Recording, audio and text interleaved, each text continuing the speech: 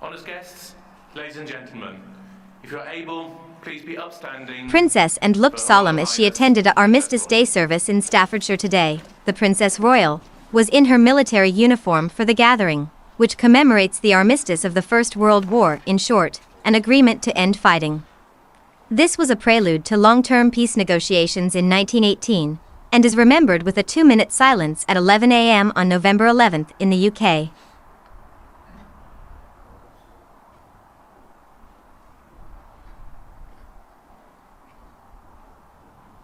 Princess and was decked out in her military uniform, complete with a number of medals and badges, for the ceremony at the National Memorial Arboretum in Alderwas. The royal typically wears a Royal Navy ceremonial uniform at important events, representing her role in this division of the British Army.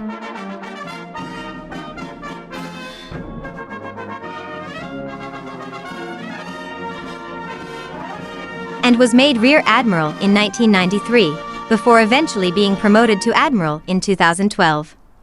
In 2020, the Princess Royal was also made a general in the British Army. She also wears 10 medals, including the Royal Family Order of Queen Elizabeth, the Naval Long Service and Good Conduct Medal and the Order of St. John Service Medal. Her appearance in Staffordshire came as much of the UK marked Armistice Day with a 2-minute silence, despite concerns over a pro-Palestine march taking place in London.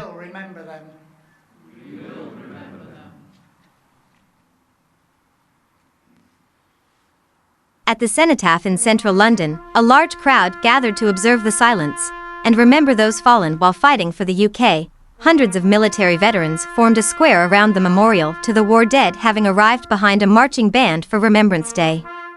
They were joined by cadets from the 3 military branches who stood in solemn tribute as the last post sounded at 11 a.m. with the chimes of Big Ben in the background.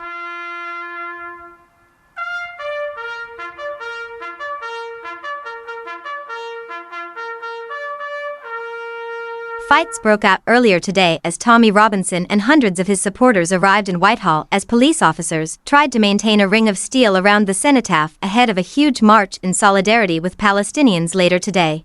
But fears that the far-right supporters would clash with pro-Palestinian protesters did not materialize at the crucial 11 a.m. time. There were no Palestinian activists in the crowd, which stood 10 deep behind metal barriers.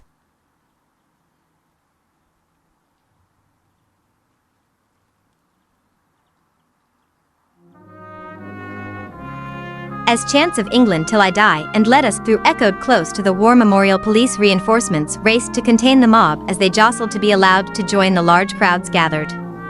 Dozens broke through and police could be seen hitting out at those pushing through with batons, as it was reported some of those gathered threw bottles towards police officers.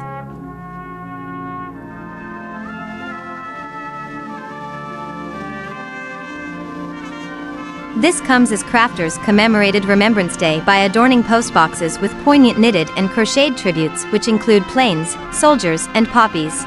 People from Yarn Bomb Hemel Hempstead, which has more than 900 members, 30 of whom are active, has put up roughly 35 toppers, both old and new, to pay their respects to those who served.